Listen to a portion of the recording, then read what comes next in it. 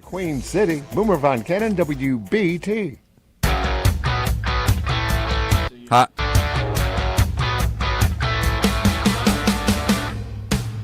It's 5:05 and welcome in to a Wednesday edition of the Carolina Journal News Hour on News Talk 1110 and 99.3 WBT. I'm Nick Craig. Good Wednesday morning to you. Well, of course, today, an election night, wrapping up last night, continuing to track the latest details from across the state of North Carolina.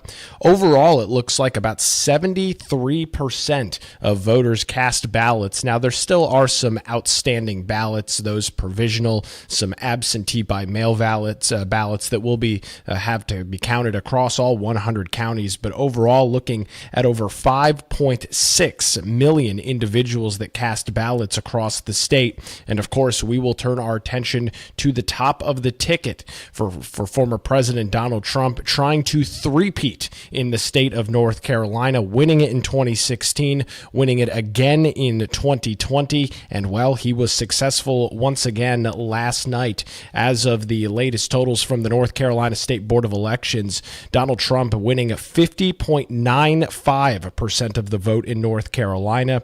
Current Vice President in Kamala Harris with 47.56% of the vote. As we discussed in great detail leading up to the presidential election, the path to victory for both Harris and Trump did run through the state of North Carolina, and it was a successful night for Donald Trump in the state. And he had big nights as well in states like Pennsylvania, where he upset Harris there, also winning Wisconsin. There are still some outstanding states this morning, including Nevada and Arizona, but as it stands right now, Donald Trump will soon to be president-elect. Once again, Donald Trump winning over 270 electoral votes, stunning the political landscape last night. There is obviously still a lot of data to crunch, numbers to go through, and we'll be doing that over the next couple of days and potentially weeks as we watch this presidential election unfold. It will be President Trump will be the 45th and 47th president of the United States. We'll, of course, touch on some more details from that race coming up a little bit later on this morning. Now, turning to some of the other contests in North Carolina, starting at the top with the Council of State. It is a current Democrat Attorney General Josh Stein who stunned Mark Robinson in that race, winning by over almost 15 full percentage points. Josh Stein pulled it down a little more than 3 million votes compared to just 2.2 million for Mark Robinson. Josh Stein finishing the night with 54.82%, Mark Robinson at 40.18. So there will be, once again, in following tradition in North Carolina, a state that elects a Republican president goes for a Democrat governor, and there will be a new governor, Roy Cooper, terming out. It will be current Democrat Attorney General Josh Stein who will be the next governor here in North Carolina. Moving our way down the Council of State this morning, the race for lieutenant governor. Senator Rachel Hunt out of the Charlotte area and Hal Weatherman, the Republican in that contest. And Rachel Hunt will be the next lieutenant governor, flipping that seat that was held by a Republican, of course. Mark Robinson currently in that office right now, and Democrats will be making their way to the lieutenant governor's mansion. Hunt finishing the night with 49.5% of the vote compared to 47.7% of the vote for Hal Weatherman. Democrats pick up that race for Council of State. North Carolina Attorney General. This race got an incredible amount of conversation and huge eyes across the nation. Two congressmen, both in and around the Charlotte area, Dan Bishop, Jeff Jackson, battling it out for the state's top law enforcement officer. And it is Democrat Jeff Jackson who is going to be successful in that contest with 2.8 million votes compared to Dan Bishop's 2.6 million votes. Looking at those percentage totals, that's about a 3-point percentage margin advantage for Jeff Jackson in that race. That seat currently held by a Democrat in Josh Stein. Democrats will continue to hold that seat for North Carolina Attorney General. Continuing our track down on the Council of State auditor. There's a new state auditor that is going to be making their way and running that department. It will be Republican Dave Bolick with 49.5% of the vote compared to Jessica Holmes, the Democrat, with 47.5% of the vote. Jessica Holmes currently sitting in that position. She was appointed to it after Beth Wood resigned from the position earlier this year. Jessica Holmes, a Democrat appointed by Governor Roy Cooper, ran this contest, ran for election in this race. She was unsuccessful in doing so, and so Republicans will take over the state auditor's office. It will be Dave Bolick leading that position there. Now looking at an incumbent who was successful in their race, Agricultural Commissioner Steve Troxler having a very good night in his race against Sarah Tabor. Steve Troxler getting 2.9 million votes. That's over 52% compared to Sarah Tabor at just 44%. 2.9 million votes for Troxler, 2.4 million votes for Tabor. Another incumbent staying in office, it will be Insurance Commissioner Mike Causey. He finished the night with just over 52% of the vote compared to Natasha Marcus, the Democrat candidate, at 2.6% of or 2.6 million votes, I should say, in that contest. 52 to 47, Mike Causey, the Republican incumbent, will continue in that position. Commissioner of Labor. This is a seat that is currently held by Republicans, not an incumbent, but it will be Republicans that retain control.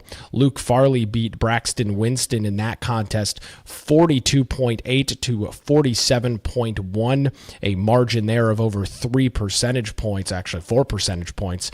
Shows success there for Luke Farley. Republicans will control the Labor Commission here in North Carolina and hold on to that pivotal seat on the Council of State. Democrat incumbent Elaine Marshall will continue to be the Secretary of State. She's held this office for some 20 years in North Carolina. However, it's a close race. Less than 100,000 votes between Elaine Marshall, the Democrat, and Chad Brown, the Republican. 50.94% for Marshall compared to 49.0% for Chad Brown. As we round out our discussion on the Council of State, a very close race for Superintendent of Public Instruction. You had grassroots candidate in Michelle Morrow, who upset the current Superintendent of Public Instruction, Catherine Truitt, in the primary. That happened back in March of this year. And she was not successful in her general election bid. Mo Green picking up 51% of the vote compared to 49% for Michelle Morrow. So Democrats will flip the control of the Superintendent of Public Instruction from Republican to Democrat with Mo Green's win in that race. And finally, as we round out our Council of State coverage, North Carolina Treasurer Dale Folwell, the current Republican treasurer, he ran in the Republican primary to be governor, running against Lieutenant Governor Mark Robinson back in March. He was unsuccessful in that primary, giving up his seat for North Carolina State Treasurer. However, Republicans will hold on to the position. It will be Brad Briner, the Republican candidate, with 52.5% of the vote, compared to Wesley Harris, the Democrat, with 47.5% of the vote, winning that contest by some 300,000 votes statewide. So Republicans will hold on to the North Carolina Treasurer's Office. As we go through that list, lots of new names in the Council of State. Again, Josh Stein will be the next governor here in North Carolina, as he beat Mark Robinson in that race by almost 15 full percentage points, which is very much on with the polling that we saw on this race heading into Election Day. Of course, that disastrous CNN story for Mark Robinson back a couple of weeks ago, and that race was over immediately, right as soon as results started polling in here in North Carolina. That race was called by major news outlets. We will continue our coverage of Election Day 2024. You're listening to the Carolina Journal News Hour, News Talk 1110, 99.3 WBT. A lot of folks probably a little sleepy this morning. Let's get a look at the roadways with Boomer Von Cannon. I believe it's been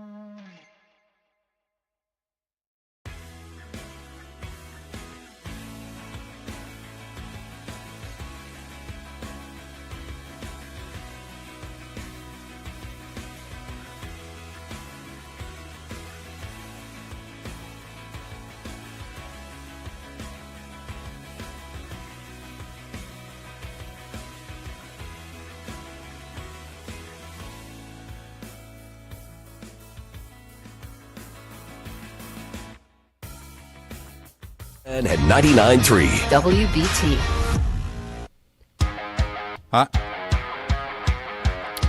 It's now 5:21 on the Carolina Journal News Hour. News Talk 1110, 99.3 WBT as we continue our election coverage this morning. If you went to bed early, before about 2 o'clock earlier this morning, the race for president nationally was a very close one. Many major news outlets now, including the likes of Fox News, have now put former President Donald Trump over the 270 electoral votes needed to become the president-elect. Will be sworn into office in early January.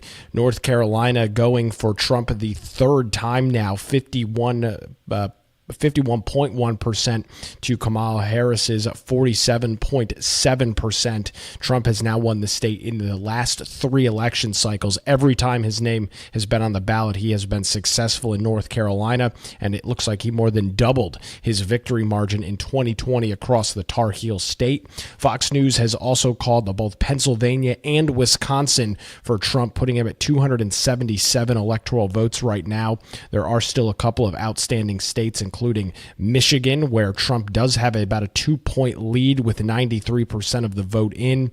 Over in Nevada, he does lead Harris by over 5 points with 84% of the vote in. In Arizona, it's a very close race with 50% of the vote in, and he leads Harris by some 15% in Alaska with 73% of the vote in. So likely an electoral landslide for Donald Trump. We'll continue to follow that throughout the day right here on News Talk 1110 and 99.3 WBT. Turning our attention back to North Carolina this morning, there is a razor close race that is likely heading to a recount, and that is a race for North Carolina Supreme Court. Jefferson Griffin, the Republican, running against Allison Riggs, the Democrat. That race is down to less than 10,000 votes as of right now, with 73% of the vote in. All 2,658 precincts reporting across the state of North Carolina. It is a razor thin margin for the Republican in that contest. Jefferson Griffin winning that race as of right now, as I mentioned, by less than 10,000 votes statewide, very much within the recount territory. And that is not something that is necessarily new in North Carolina. The current Chief Justice of the Supreme Court in Paul Newby won his contest statewide by 401 votes. Yes, you heard me correctly on that. 401 votes statewide when he won his Supreme Court race just a couple of years ago. And while 10,000 is obviously a lot more than 401, just goes to show you the tight nature of these North Carolina Supreme Court and overall general judicial races. That is going to be one that is recounted, and we'll continue to track that in the coming days and weeks as the official election process wraps up with canvass, and we get all of those provisional and any additional mail-in ballots that arrived before 7:30 p.m. last night. As we mentioned at the top of the show this morning, Josh Stein will be the next governor here in North Carolina. He was successful in handily beating Republican Lieutenant Governor Mark Robinson by some 15 percentage points. So that brings forward the question, what does the North Carolina General Assembly look like? And we've got a couple of races that are very close this morning that will likely be heading to recounts. But as it looks like right now, the Democrats in the House of Representatives, or the North Carolina House rather, have won enough seats to break the Republicans' veto-proof supermajority in the General Assembly, allowing them to pick up some influence as we head into a brand new legislative session next year with a brand new governor and a brand new House Speaker. Republicans currently hold 60% of the state's legislative seats, meaning that they hold a supermajority capable of overriding gubernatorial vetoes if Republicans vote together. And we've seen a lot of that over the last couple of years as we have watched the end of the Roy Cooper administration. He termed out of his contest, and, well, Republicans wanted to be able to hold that supermajority heading into this next General Assembly session. On Tuesday, Republicans did win enough seats to hold their supermajority in the state Senate, but to keep their majority in the Senate and the House. But the GOP looks like they came up about 1 seat short in the House of Representatives to keep that supermajority.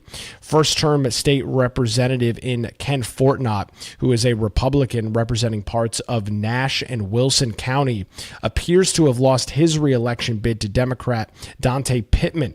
With all precincts reporting in that district, Pittman is at 51% and Fortnott is at 49%.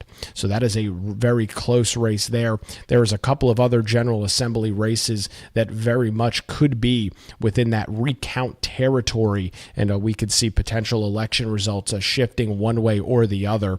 But as of right now, as of our live program here this morning, it does appear that Democrats will have one vote, one additional seat needed for them to hold off a Republican supermajority.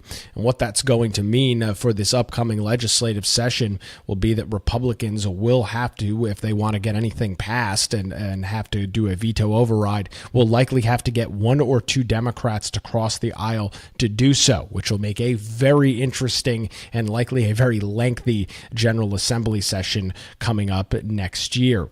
Getting some comments in from House Minority Leader Robert Reeves. He's the Democrat from Chatham County. He says, for too long, the supermajority has operated without checks, pursuing extreme agendas that left too many North Carolinians behind. Tonight, voters made it clear that they want a government that prioritizes working families, access to quality education, affordable health care, and safeguarding our fundamental rights. That's Democrat House Minority Leader Robert Reeves commenting. Senate Leader Phil Berger Jr., the Republican out of Rockingham County, said at a different tune, quote, tonight's results affirm voters continue to support the policies that make North Carolina the best state in the nation to live, to work, and to raise a family. Republicans in the General Assembly will continue to honor that platform and work tirelessly for all North Carolinians. This is the third election cycle in a row that Democrats were able to prevent a Republican supermajority. Republicans gained a supermajority 18 months ago under some very unique circumstances. You'll remember that. After coming up 1 seat shy of that supermajority in the 2022 midterm elections, our General Assembly is elected every 2 years.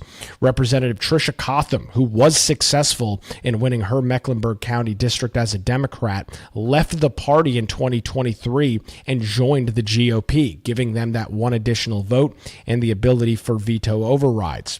She did appear to win her re-election Tuesday night over Democrat Nicole Sidman in a race that drew millions of dollars of investments from both parties. So that is the current status of the supermajority in the General Assembly. It looks like Democrats were able to pick up 1 additional seat, and that's going to make things very interesting. However, I'll note there are still some races that are very close and likely could be heading towards recounts. We'll continue to track those details over on our website, carolinajournal.com. It's now 5:29 on the Carolina Journal News Hour, News Talk 1110, 99.3 WBT. Time to get another look at traffic this morning with Boomer Von Cannon. Hey, thank you, Nick. Dense fog.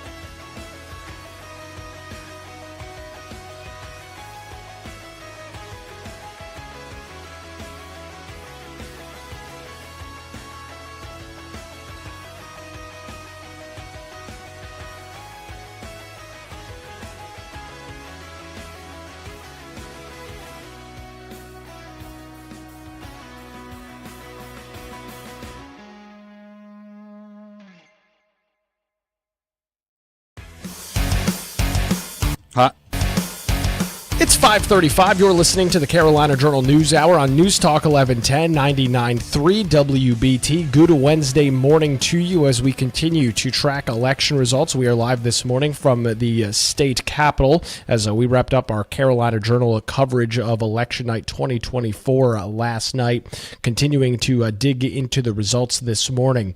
The last thing on your ballot, if you voted either early or on election day, was a constitutional amendment. And it was what is known as a citizens-only voting amendment.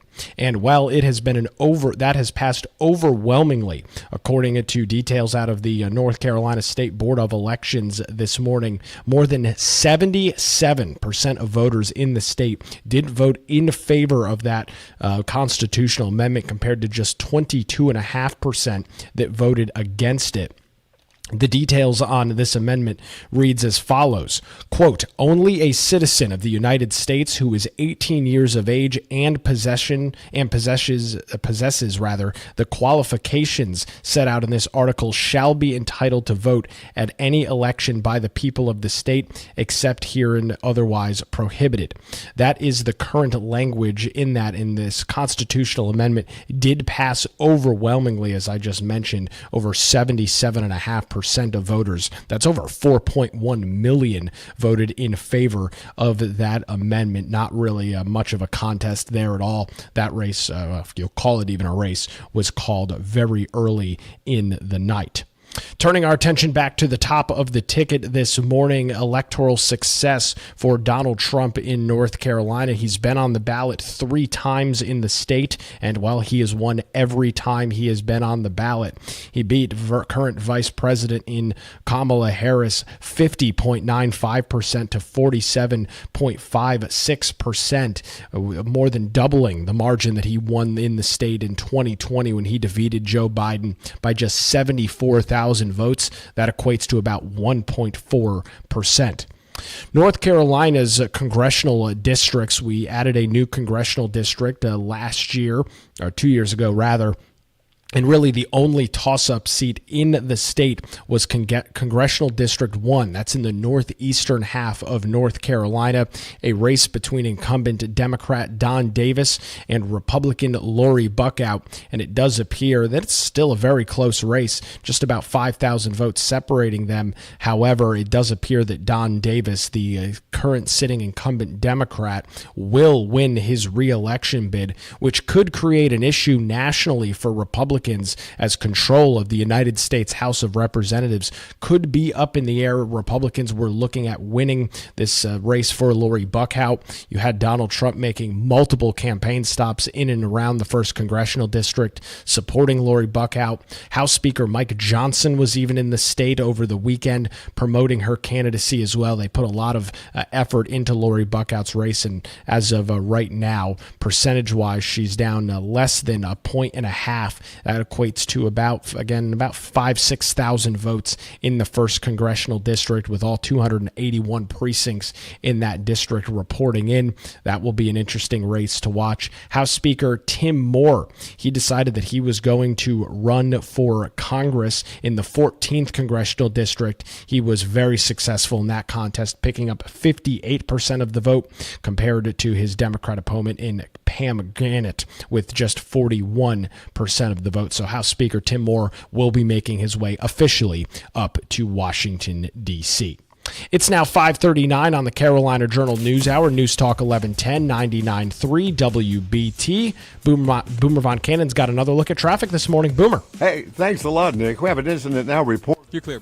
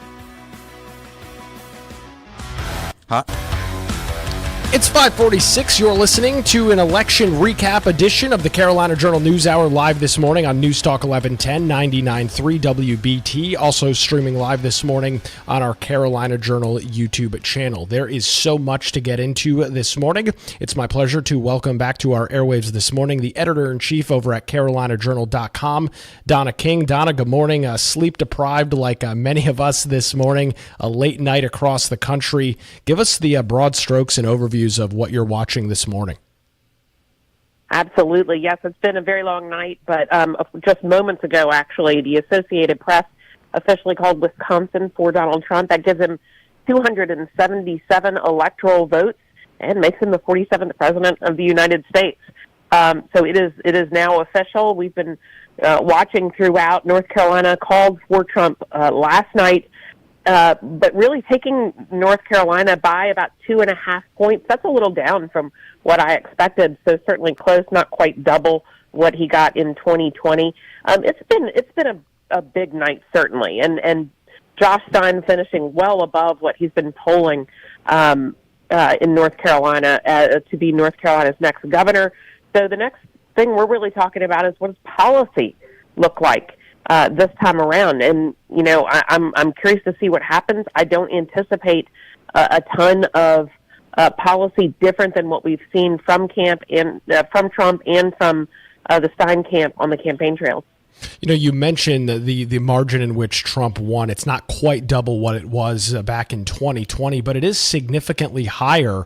Turning our attention to some of those Council of State races, obviously Josh Stein walking away with that contest, winning by almost 15 full percentage points. But some big-time races, Lieutenant Governor, Attorney General, not going in favor of Republicans last night, and really some of those races not close at all. Right, yeah, so the first one we would talk about there then is Lieutenant Governor, Republican Hal Weatherman falling short to Rachel Hunt, Democrat, and a daughter of former Governor Jim Hunt. Rachel Hunt gets 49.4% of the vote to 47.7% of the vote for Hal Weatherman. Certainly a disappointment for Republicans. He's been, burning that shoe leather and shaking hands for the last 6 months or so. And Rachel Hunt, the Democrat, she is going to be the next Lieutenant Governor. Attorney General Jeff Jackson, the Democrat, beats out Dan Bishop, the Republican, 51 to 48%. Republicans do have Dave Bullock in the state auditor. Steve Troxler, of course, in the Commissioner of Agriculture. Mike Causey in the Commissioner of Insurance. Luke Farley in the Commissioner of Labor. Elaine Marshall actually Democrat Elaine Marshall ends up with a much closer race than I expected. She usually has been, she's been in that role for quite some time. She pulls it out 50.9% to Chad Brown's 49%. That was a really close one. The big one that we've been watching all season really is the Superintendent of Public Instruction, Democrat Mo Green, with 51% beating out Michelle Morrow at 48%. She was a grassroots candidate, beat Catherine Truitt in the primary. So Catherine Truitt's upset in the primary among Republicans, I think, really stoked the flames for Michelle Morrow to do so well in the general election because she had such a dedicated following going in, but falling just short. And then, of course, State Treasurer, Republican Brad Briner beating out Wesley Harris, Democrat Wesley Harris, 52 to 47. So we end up with a split Council of State. We've got one of those now. So with Josh Stein in the governor's chair, what does that policy look like? Certainly the Council of State has a little more power this time around. They've got to approve things like state of emergency stemming from COVID. So things like that we're going to be watching really closely. And now how does Stein work with a Republican-led General Assembly? Let's turn our attention to that General Assembly. Donna King from the Carolina Journal joins us this morning on the News Hour. Donna, it looks like Republicans will hold a supermajority in the North Carolina Senate, but in all likelihood, they'll be one vote short on the House side, which is a similar situation to what they were in back 2 years ago in 2020. Sure, it is. And I do think we're going to have a bunch of recounts. Sure. Some of these races are insanely close. So they're going to be about one vote short in the House. This happened before Tricia Cotham ended up switching from Democrat to Republican, and that gave them the edge there in the House in the last legislative session. I don't know if they can count on that happening again, but we also might see them with a functional supermajority in the House, because there are members of the House on the Democrat side that will vote on certain issues and things like, state budget or for school choice, issues that really do cross the aisle in many areas of North Carolina. So while they may be one vote short of a supermajority, even after all the recounts, they may really have a functional supermajority. Yeah, absolutely, and I'm glad you brought up the fact that there is likely recounts in a couple of these House races. A couple of them are decided by just a few thousand votes, so we'll continue to watch that. The canvassing period for these votes will take place over the next 2 weeks or so, and we'll track that. Donna, North Carolina has a weird thing with the statewide judicial races. These races always come down to the wire, and while this most recent race that was on the ballot yesterday for many folks is not anywhere near the margins we saw in the Paul Newby race, this is another race that is razor thin, less than 10,000 votes, and is likely heading towards recount territory as well. Right. Are we talking about the Supreme Court seat? Yes, ma'am. Okay. Yeah. It looks like it really is. Oh my gosh, it's coming down to about 10,000 votes splitting up. Jefferson Griffin at 50.09, and Allison Riggs at 49.9. So it is just razor thin, just like you said, 10,000 votes or so separating the two. Jefferson Griffin being the Republican, Allison Riggs being the Democrat. Allison Riggs, she was kicked upstairs a few times here. So she was appointed to the Court of Appeals and then appointed to the North Carolina Supreme Court. So she has not faced election yet in either of those. So both sides, Republicans and Democrats, have been watching this race incredibly closely. And while it doesn't flip the party lines on the Supreme Court, which would normally generate that kind of interest, what it really does is it sort of gets those dominoes lined up if Democrats want to try and take back control of the high court in North Carolina.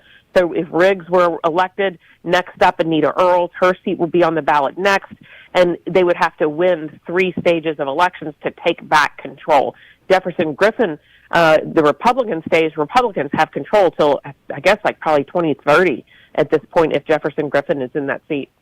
Donna King from the Carolina Journal joins us this morning on the News Hour as we look at some of the final election results coming in. About 73% turnout is the vote total that we're looking at right now. While note all precincts have reported data across the state. And Donna, for folks that voted, likely the last question they saw on their ballot had to do with a constitutional amendment surrounding citizen-only voting. I'm shocked by the percentage in which this contest won. Sure. Yeah, this really is an important one, and it was on your ballot if you had a chance, if you saw it and you finished your ballot. This was one of those things that was some incentive to draw people through the ballot. So this idea was citizen-only voting. Should only citizens be allowed to vote in North Carolina's elections? And what this does is it puts it in our state constitution. It won 77.5% to 22.4. And we saw those numbers emerging very, very early in the night. What that tells you is that the very first numbers that are reported in our elections is going to be the absentee mail-in ballots. And those are overwhelmingly Democrat in most cases. Historically in North Carolina, those early mail-in ballots are generally Democrat ballots. And this constitutional amendment ran away with the numbers. We were at 70% almost immediately. And that held through the night and grew as we got into early voting and then election day voting. So what this tells you is this is just a simple, bipartisan, common sense issue to North Carolinians, and they approved it. Now, the argument against it was that, we don't really need this.